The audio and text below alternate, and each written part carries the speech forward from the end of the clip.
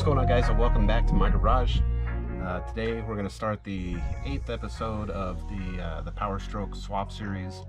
So last little bit of what we're doing here isn't necessarily related to the swap, but more or less some stuff that I wanted to change. So there's really two things left that we got to do to really complete the swap. The first one is we got to swap out this transmission cover.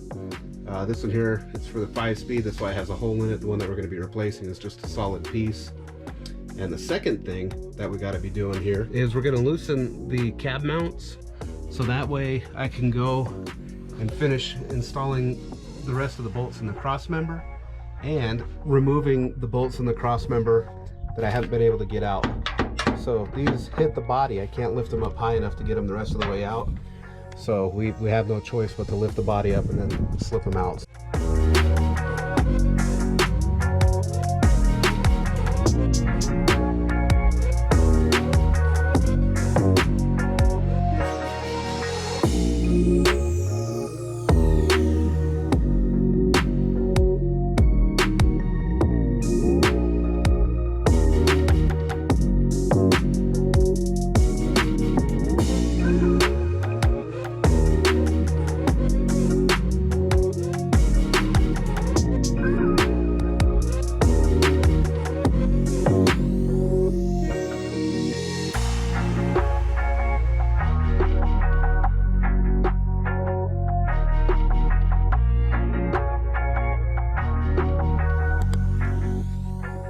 So if you've never ordered carpet before, this is how they send it to you. They literally wad the carpet up into a ball, they stuff it into a box, and then I swear, I think the shipping company must stack every single heavy box on top of it, because every time I've ordered a carpet, they've always just come in a completely mangled box.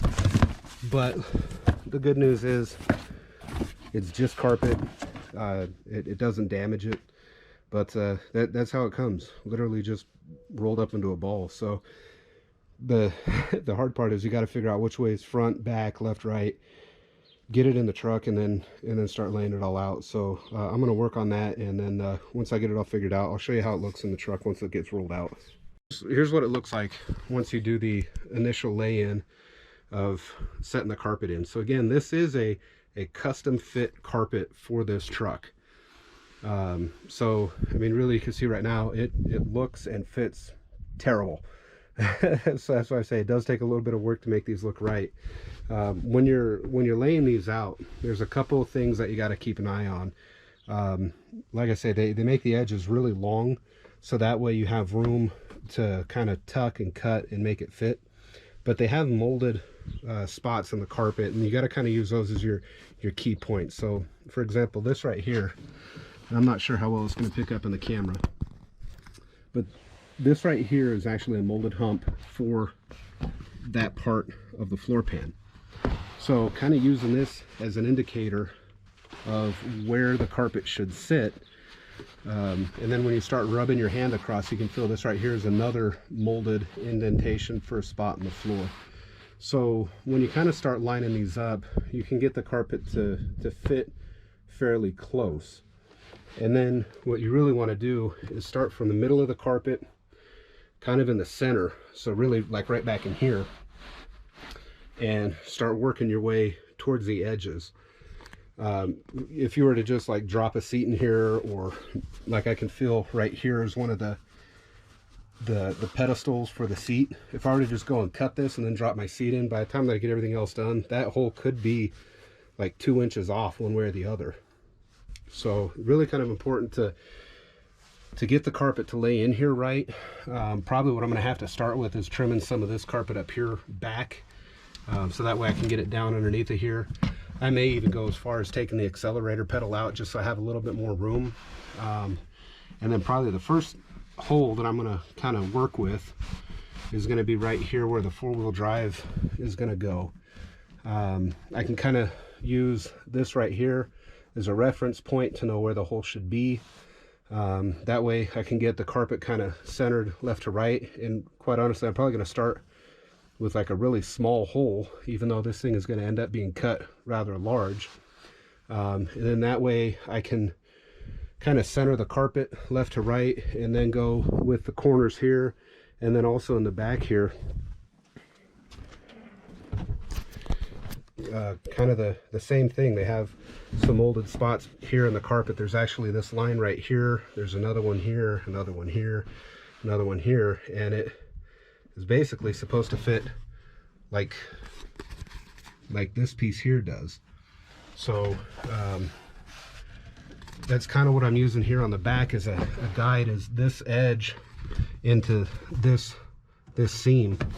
And you know, you really just got to kind of spend a bunch of time putting pressure on it and fitting it and making sure everything lines up right. Because really right now, you know, here's another molded spot. If I push on this, I can tell there's nothing behind this, and that molded point is actually up here, so the carpet still has to go forward more. So being that that corner's in place but this one's too far back, that tells me that my slack is going to be taken up inside of here. So you know, here's again another molded point where I feel my floor dips down and they've molded this ridge in. So you know, right now with it being, you know, a little bit colder than what I would like temperature wise to be messing with this carpet, that's why I'm just going to let it set. It's supposed to be like 80 degrees here tomorrow, so that means it'll probably get like 90 degrees inside of this cab, and that'll really let that carpet kind of relax. So we're just going to kind of let it naturally set back into place, and then that way tomorrow all I have to do is come through and basically work the edges out, and then I can go through and kind of start trimming it. So it is a bit of a painstaking job, and it's one of those that you're going to spend a lot of time doing it, but you got to make it look right, and the payout is quite awesome. So a little bit more information about this carpet, the color and the cut and everything I chose because ACC does offer different cuts, different types, different backing, different colors. So this right here is what they would consider to be a factory cut carpet, meaning it's a cut pile. So they offer cut pile, they offer Essex, which the Essex is quite a bit thicker carpeting material. And then they have a vinyl, like what would be in like an XL truck or a work package, or if it's somewhere like if you're going to be taking it to the beach and getting water in the truck, you don't want carpet, you want vinyl. So they offer that too. So this right here is the cut pile, which is basically like their low grade, if you want to consider it that, carpet. But this has what they call their mass backing on it. And what the mass backing is this rubber backing is bonded to the back of the carpet. So if you just get regular cut pile carpet, it's going to be like this, a little bit thinner. It's basically just like a nylon backer to hold it together. Then they put their mass backing, and then all of the carpets come with this jute padding. So their basic carpet is just this, I'm pretty sure you can see here what I'm talking about, this like vinyl backer with the jute padding, this thicker rubber, which makes this carpet a lot harder to install. That's the mass backing, and the mass backing will help with reducing heat and noise. So being that I put this loud diesel in, I still want my cabin noise to be minimal, so that's why I went with it. If you do the Essex with the mass backing, the carpet is a lot thicker, it's a lot harder to install, but it keeps cabin temperatures much more consistent because it's a better insulation. It'll keep it quieter because it's a lot thicker. It's really all around better carpet, but it's a lot more expensive and it's a huge headache to install. So we're just going to let this sit for tonight, and I'll get back on it tomorrow, and we'll kind of go through the process of getting everything cut and start getting all the trim pieces laid back in. So I'll see you tomorrow. Okay guys, so it's the next day. I'm back home from work. Been letting the truck sit in the sun all day, and it's actually pretty warm in here. You can see that the carpet is actually kind of relaxed a little bit. Now kind of when I push on, instead of it just moving in one spot, you can see I get a whole bunch of movement.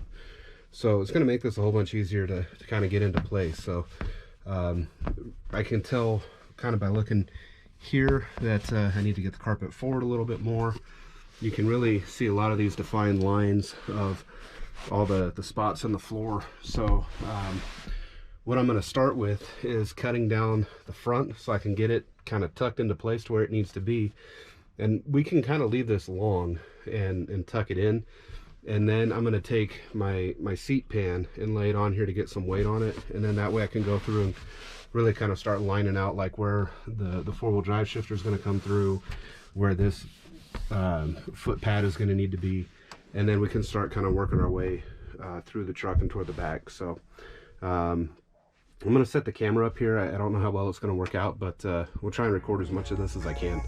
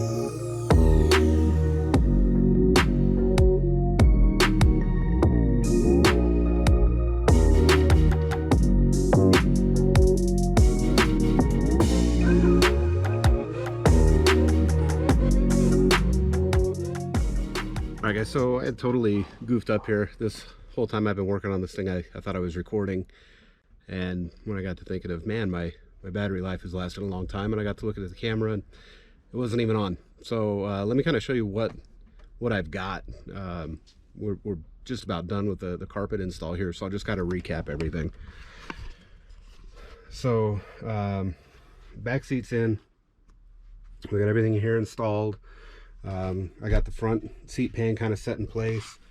I got just a little slot in the floor here cut for the power to the seats. But we got our shift boot installed. We went ahead and got all of our carpet kind of pre-cut around. I'm probably going to go through and just trim that up a little bit underneath the accelerator pedal. But we got all the trim in on the other side. We got all the rocker panels, B-pillar trims, seat pillar trims. Everything is all back in. So everything kind of along the back side here is all tucked in place just how I'd like it to be.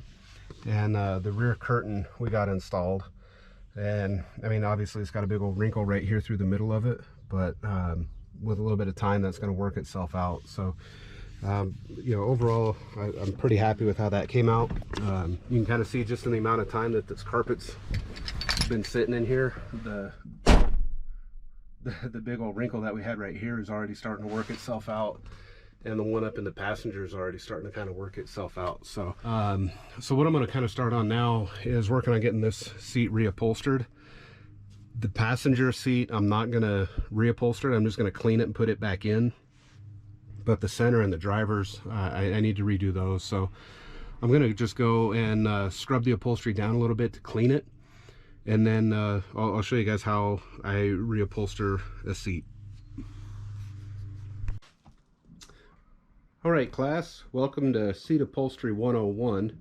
So what we're going to be doing is we're going to reupholster. This is the middle seat bottom. We have the driver's seat bottom, the middle seat back, and then the driver's seat back. And then right here I have the passenger seat. So I'm not going to do anything with the passenger seat other than clean it.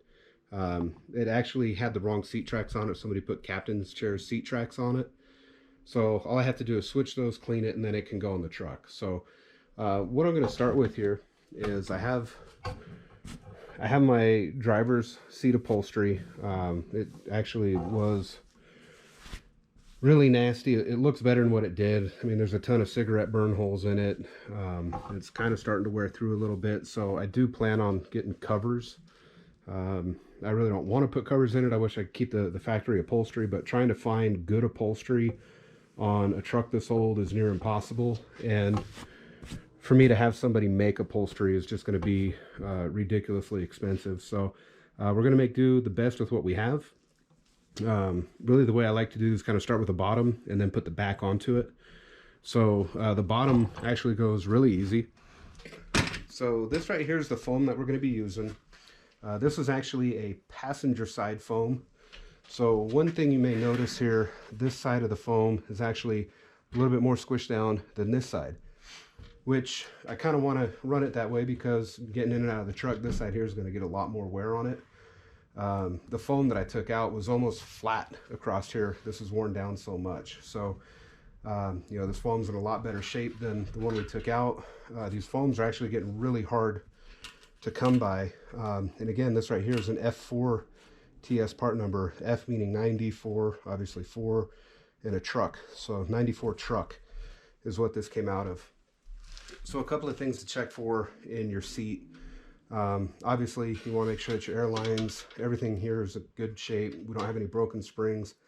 Not really a whole bunch to check for on this one, but just those few little things. So the seat foam goes on these really easy. They literally just set into place. They have this little flap here in the back.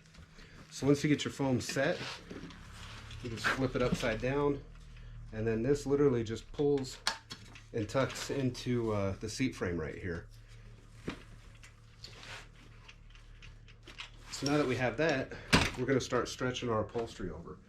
So like I say, this one here requires the use of this rod. So what I'm going to do is kind of line this up where you could tell where the old seam was, and we're going to put our seam back in there and then make sure that our corners here kind of fall into place. So everything there was lined up pretty good. So now I'm just going to go through and push this back down onto the Velcro, and then just lightly pull this back, and then we're going to tuck this wire down into the groove, and then we're going to hog ring it down into place. All right, so if you're not familiar with hog rings, you need a pair of hog ring pliers. They're kind of specific. They're actually spring loaded to close. And then you need the hog rings. So the way that these work, you open your pliers and you set your hog ring into the grooves, and then the pliers are going to hold it into place. And then inside of the seat foam is a wire that's molded in. So what you want to do is clip this wire through the cloth down onto the wire that's in that seat foam.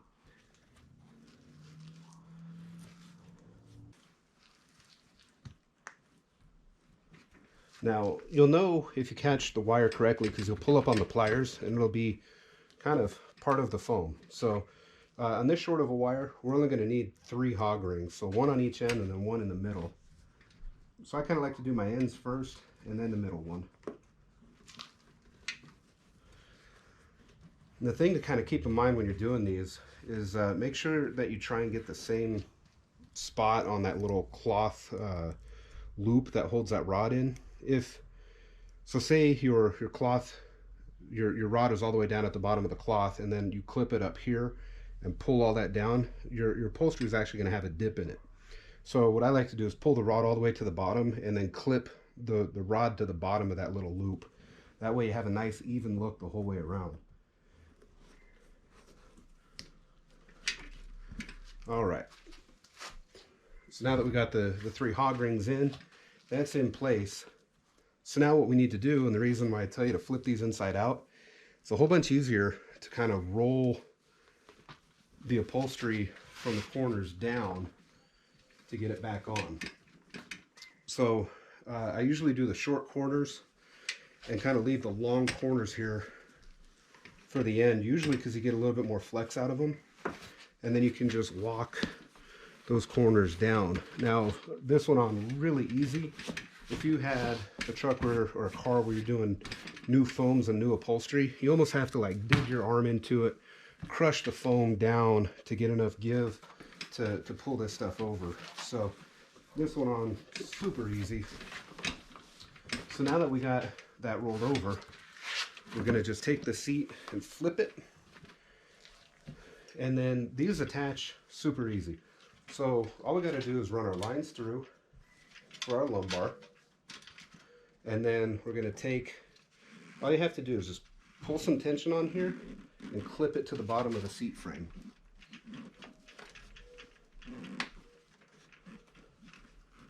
So on this particular seat, we're going to do something a little different. So let me show you on here. So on these, they're basically like a C that goes over this flat part of the frame. So all you have to do is literally just clip it on. You give it a little push, and that's it. That upholstery is installed. What can happen here over time is that C is going to break off, and then you're just left with a flat piece of plastic. Well, you can't hook it over the seat anymore. So the cheat that I've done to fix these is I take a drill and I drill through the plastic and I drill a hole through the frame, and then I hog ring it down into place, so that way it still holds it. And one of the things that I like to do also is, because the seat foam has now been crushed, this used to sit about right here, and you can see it doesn't look bad, but we have some slack in it. So usually what I do is I'll flip the little cover this way. I'll drill my hole through the plastic, through the foam, or through the cover, and then through the metal, and then I'll hog ring it that way. So that way we get a little bit more of a pull to it. It's not enough to where it's going to start stressing out the seams, but it does kind of give this a little bit nicer appearance. So I'm going to get the back here tucked in, and then we'll go and do the front.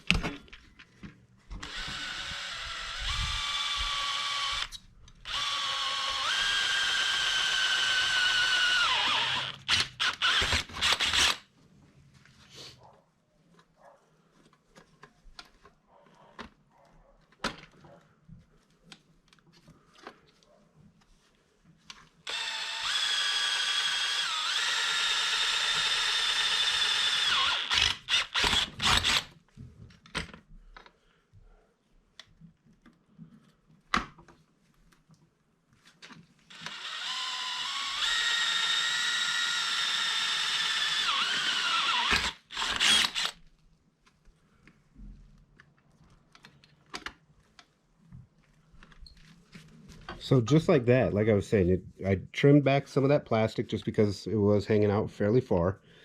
But then a few little holes, drill it right through and clip it down. So now our seat, the front portion of it here is installed nice and firm. It's not overly tight, it's not being pulled.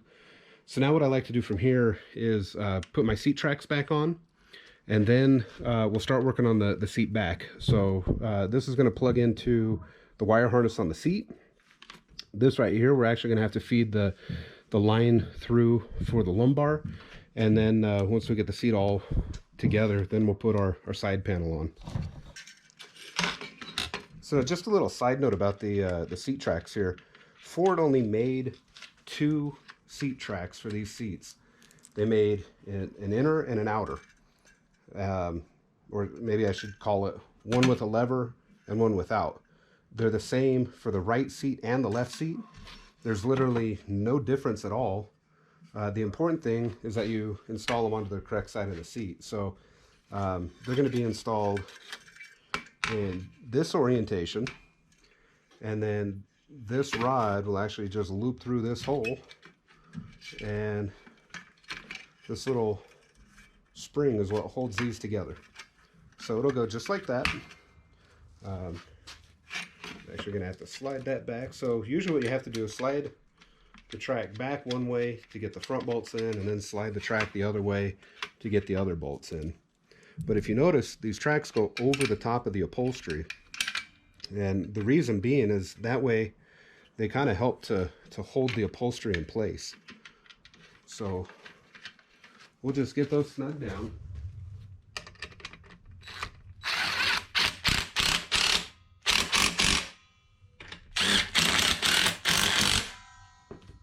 Okay, so now I should be able to just pull the one lever and have it work both tracks.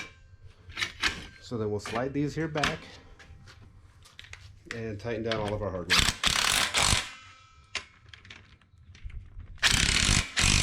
So now we'll get the seat back done. Now, there's a couple things you're going to want to check on these. This seat back I had to repair. One of the things I noticed is that the lumbar wouldn't work. It's a real simple system. All it is a little compressor, blows air into these bags. The bags push up against this plate. Well, commonly what you're going to find on these is the lumbar doesn't work because the factory welds across here break. So I went through and just cleaned them up, re-welded it back in, and kind of just painted it up to make it look nice. And I had to reinstall this bag.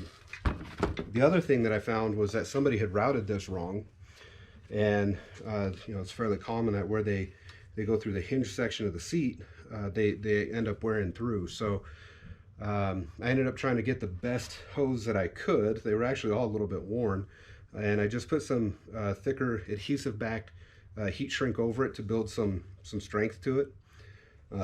But otherwise this seat's gonna be good. So this is the passenger seat foam off of the donor truck. The reason I'm going with this one again is on the driver's side, this foam here was crushed almost completely flat. And then on the back side, where the frame sits in this channel, the foam was actually torn all the way through, and the frame where it's supposed to stop about here was coming all the way up into here, which was kind of causing this whole thing to pull back. And then for some weird reason, up through here, the foam was all crushed in, and the frame was going through that. So this right here is going to be the better foam. And these actually install really easy. These are an awful lot like the seat bottom is, where they just sit on the frame. So the one real difference between this one and the seat bottom as far as installation goes is they have on the back side this flap that the frame will actually have to set into.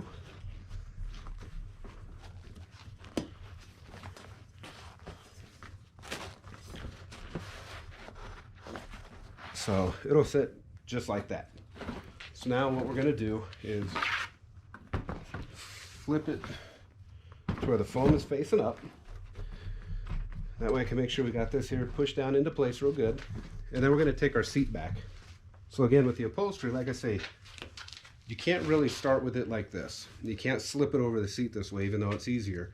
The reason being is each one of these seams has another rod that has to be hog ringed into place. So if you were to slip the seat over this way, there's no way of getting up in there to hog ring it down. So you have to start with these inside out and work your way down.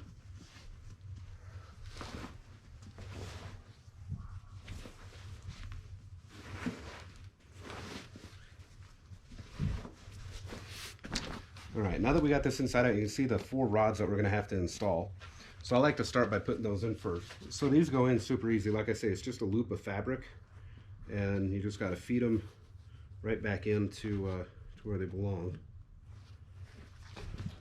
So now, these are kind of a pain in the neck to put back on, really.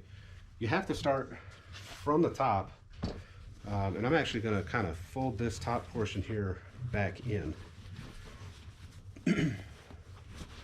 So the way that, like I said, we got to do this is work it down in steps.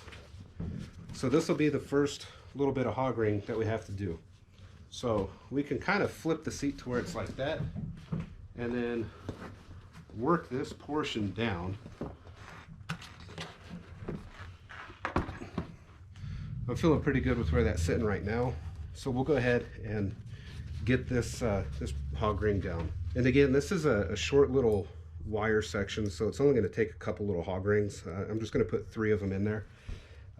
So again, we're going to pull the rod, get the hog ring started, and then we're going to go right down on top of the wire.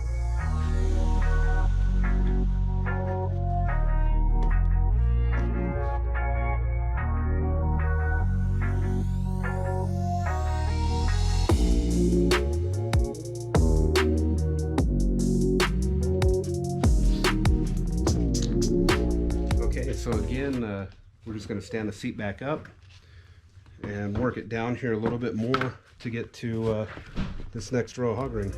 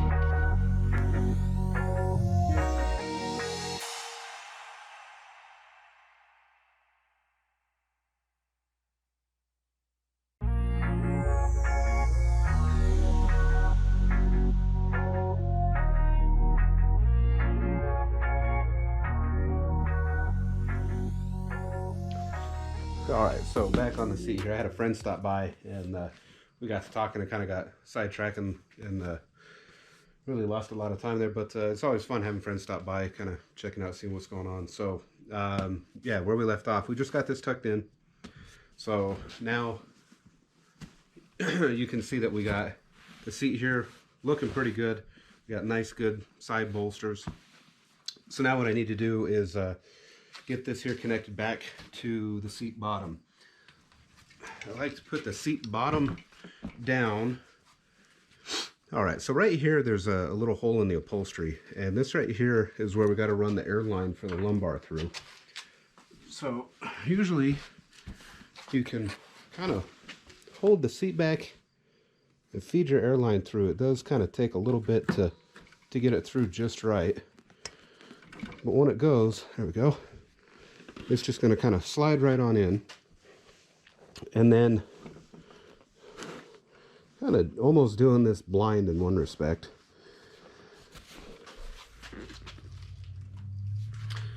All right, so we got this little flat plastic washer. It's going to go on the back side. Now this bushing that goes in here is kind of a conical seat. So really what we need to do is kind of hold this in place. Take our bolt through here, just kind of help hold that. And then get this side here started first.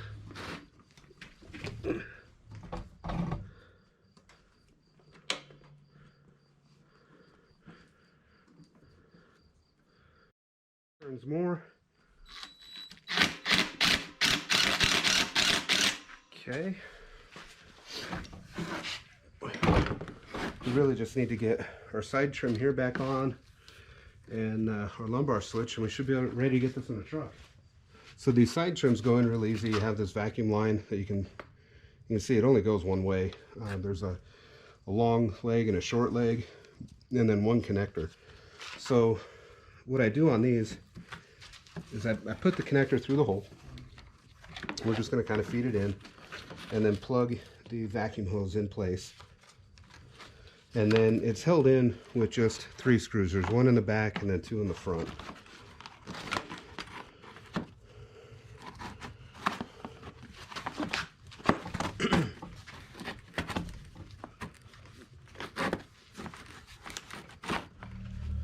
Okay, so now that we got this installed, we got this here kicked up onto its side, what we need to do is fish our connector the rest of the way through, because it's going to plug in to the connector right up here. And it's basically just a 2-pin connector. It looks almost exactly like the one for the seat belt. But that goes to the lumbar switch. And then we have to hook up our air line for the lumbar. And that's it. I do need to get a little plastic clip because that's supposed to hook on right there. I can see somebody broke that off, so we'll deal with that right now. So it's one thing that's always cool about having a donor truck, or whenever you do a modification, kind of saving some of the old parts, because little stuff like that, you never really think about it, but it always comes in super handy. So this seat is done. We can go ahead and get it installed in the truck.